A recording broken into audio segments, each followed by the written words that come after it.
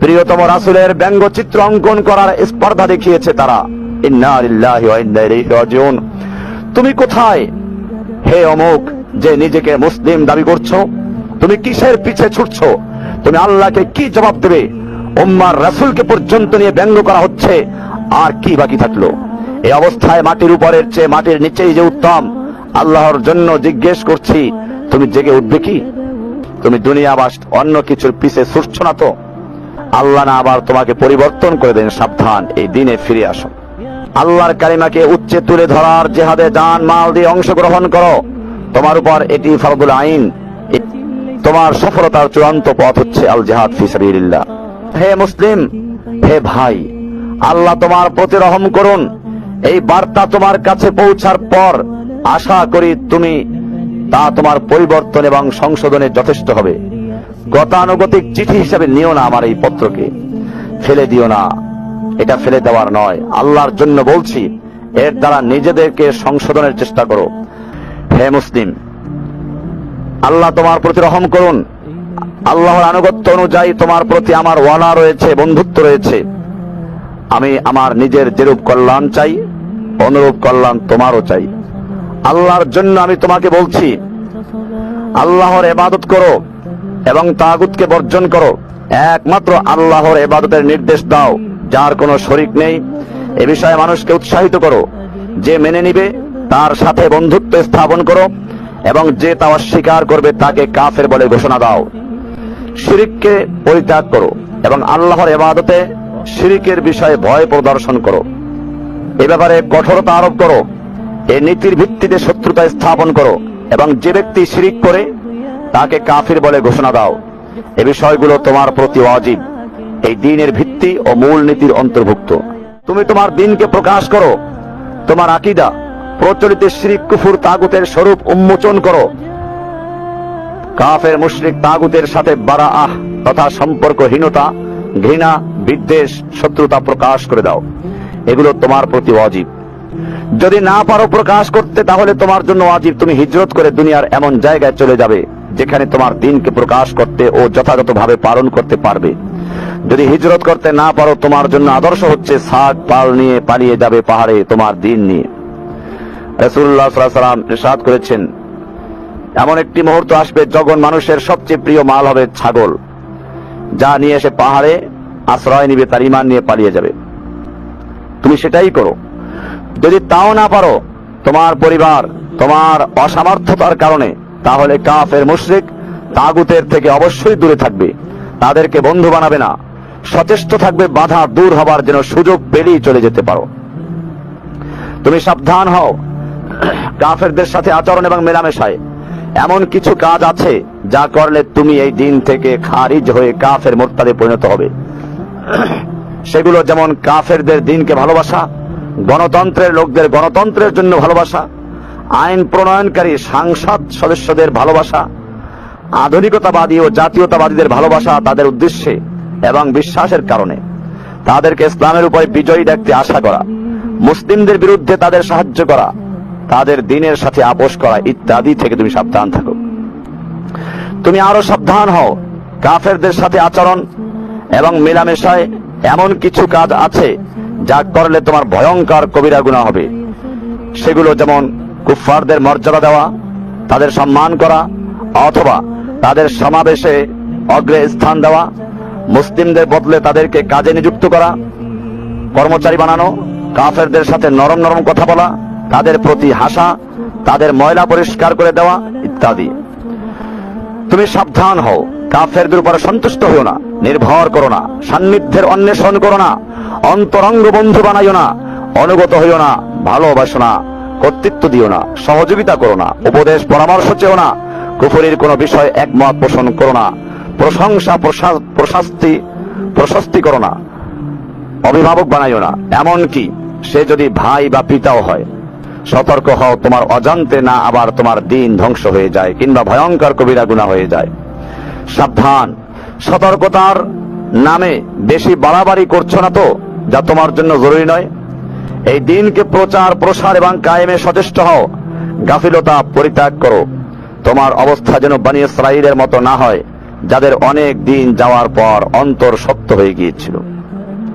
আমি লক্ষ্য করছি আমাদের অনেক ভাইদেরকে, যারা এক সময় ভালো দাওয়ার কাজ করত, দিন রাত সবসময় তাদের চিন্তা থাকতো কিভাবে ইসলামকে বিজয়ী করা যায়, ইসলামের জন্য সর্বোচ্চ ত্যাগ পেশ করা যায়, কিন্তু তারা আস্তে আস্তে শক্ত হয়ে গেছে।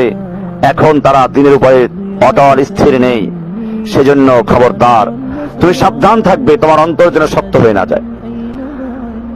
তোমাকে আরো বলছি, আল্লাহর কালিমাকে উচ্চে তুলে ধরার জেহাদে জান মাল দিয়ে অংশগ্রহণ করো। তোমার উপর এটি ফরদুল আইন। ঈমান আনার পর সবচেয়ে বড় ওয়াজিব, এই দ্বীনের শীর্ষ চূড়া জিরওয়াতুস সানামিল ইসলামে তোমার সফলতার চূড়ান্ত পথ হচ্ছে আল জিহাদ ফি সাবিলিল্লাহ। এ থেকে গাফেল থেকে যেন মুনাফিকের শাখায় তোমার মৃত্যু না হয়, ফাসিক না হয়ে যাও, আবার স্পর্শ না করে আল্লাহ না আবার তোমাকে পরিবর্তন করে দেন। সাবধান, এই দিনে ফিরে আসো। তোমাকে আরো বলছি, তোমার পিতা, সন্তান, ভাই, স্ত্রী, গোত্র, গোষ্ঠী, ধনসম্পদ, ব্যবসা, বাসস্থান যেন তোমার কাছে আল্লাহ, আল্লাহর রাসূল এবং আল্লাহর রাস্তায় জিহাদের চেয়ে অধিক প্রিয় না হয়। তাহলে তুমি ফাসিক হয়ে যাবে, আল্লাহর আযব স্পর্শ করবে।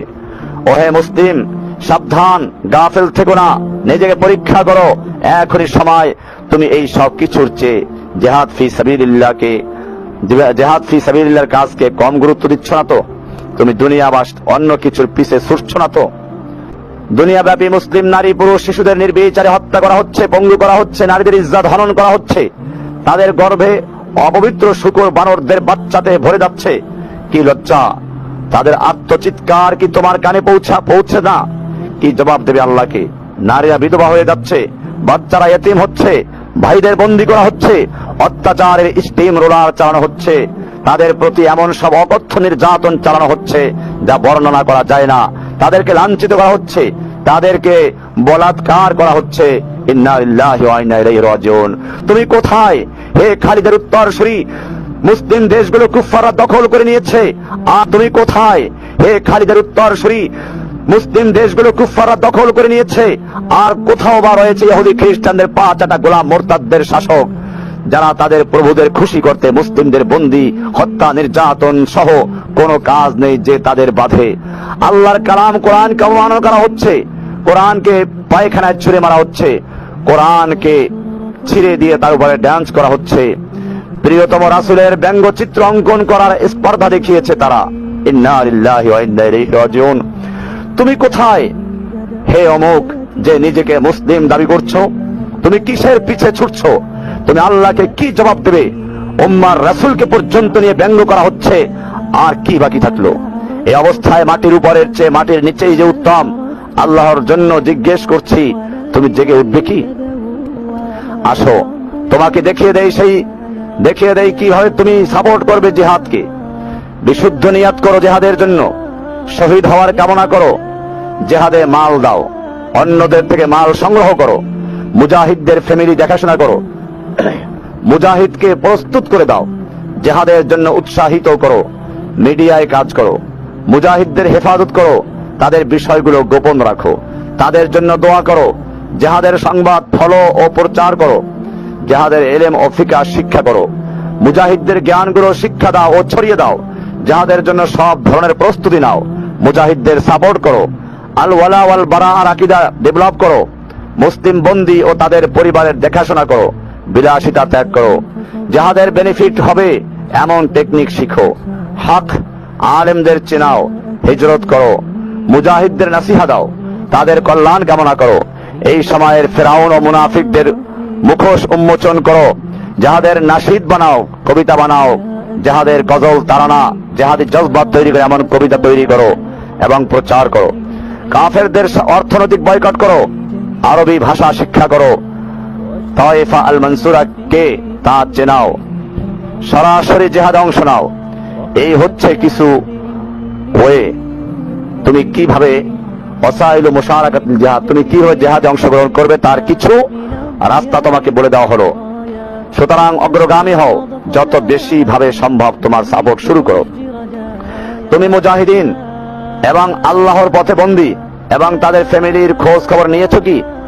তুমি তোমার সব প্রয়োজন মিটিয়ে সুখে দিন কাটাচ্ছ? আর তারা প্রয়োজনগ্রস্ত নয় তো? তোমাকে আল্লাহ মুক্ত রেখে পরীক্ষা করছেন, তুমি আল্লাহ এবং তার রাসূল এবং ঈমানদারদের বন্ধু হিসেবে নাও কি? সাবধান হয়ে যাও, বিপদ বিপর্যয় তোমাকে স্পর্শ করার আগে আরো সাবধান হও। যখন আল্লাহ বলবেন, হে অমুক, আমি ক্ষুধার্ত ছিলাম, তুমি অন্ন দাওনি, আমি অসুস্থ ছিলাম, তুমি দেখতে যাওনি, তুমি আশ্চর্য হয়ে বলবে, হে আল্লাহ, আপনি তো রব, পবিত্র, আমি কিভাবে আপনাকে খাওয়াবো বা দেখতে যাব? আল্লাহ তাআলা বলবেন, হে অমুক, আমার অমুক বান্দা ক্ষুধার্ত ছিল, তাকে খাদ্য দিলে তুমি আমাকে সেখানে পেতে। হে অমুক, আমার অমুক বান্দা অসুস্থ ছিল, তাকে দেখতে গেলে তুমি আমাকে সেখানে পেতে। সচেতন হও অনেক বেশি দেরি হয়ে যাওয়ার আগে। তুমি জেনে রাখো, বর্তমান জিহাদের জন্য যেমন মানুষ প্রয়োজন, তেমন প্রয়োজন অর্থের এবং মালের। তুমি তোমার ঘরের অতিরিক্ত ফার্নিচার বা স্ত্রীর গহনা কিনতে কিংবা অন্য বিলাসিতায় যে অর্থ ব্যয় করছো, এর অনেক কম মাল হলেই তারা আল্লাহর শত্রুদের বিরুদ্ধে সফল অভিযান পরিচালনা করতে পারে। তুমি কি জানো এই সময়ের তায়েফ আল মানসুরা বা আল্লাহর সাহায্যপ্রাপ্ত দল কারা? যাদের ব্যাপারে আল্লাহর রাসূল সাল্লাল্লাহু আলাইহি ওয়াসাল্লাম সুসংবাদ দিয়ে গেছেন যে কিয়ামত পর্যন্ত একটা দল হকের উপরে প্রতিষ্ঠিত থাকবে, যারা অন্যদের উপরে প্রাধান্য লাভ করবে, যারা শত্রুদের বিরুদ্ধে যুদ্ধ করবে, যারা তাদের বিরোধিতা করবে, তারা তাদের কোনো ক্ষতি করতে পারবে না। চোখ মেলে তাকাও, কারা ইসলামের শত্রুদের বিরুদ্ধে যুদ্ধ করছে, কারা বর্তমানে আত-তায়েফা, কারা সমস্ত দুনিয়ার কাফেরদের সর্দার আমেরিকা ও তাদের আহজাবের সাথে যুদ্ধ করছে, কারা মুসলিমদের ভূমিগুলো থেকে কাফেরদেরকে বের করে দেওয়ার চেষ্টায় রত আছে, কারা মজলুমদের পাশে দাঁড়াচ্ছে, কারা আল্লাহর কালিমাকে উচ্চে তুলে ধরতে, শরিয়াকে কায়েম করতে, খিলাফতকে ফিরিয়ে আনতে ওয়াকাতরে প্রাণ বিলিয়ে দিচ্ছে, কারা মুসলিমদের উপর জেকে বসা মোরতাদদের পরিবর্তনের জিহাদে রত, কারা মুসলিম শিশু মা বোনদের ইজ্জত, বন্দী ভাইদের রক্ষায় প্রাণ দিচ্ছে, কারা এই উম্মার জন্য সর্বদা চিন্তিত। তুমি যদি অন্ধ, বোবা ও কালা না হয়ে থাকো, তবে নিশ্চয়ই দেখতে পাচ্ছ কাদের বিরুদ্ধে সমস্ত কুফফাররা একত্র হয়েও আল্লাহর পারমিশনে কোনো ক্ষতি করতে পারছে না।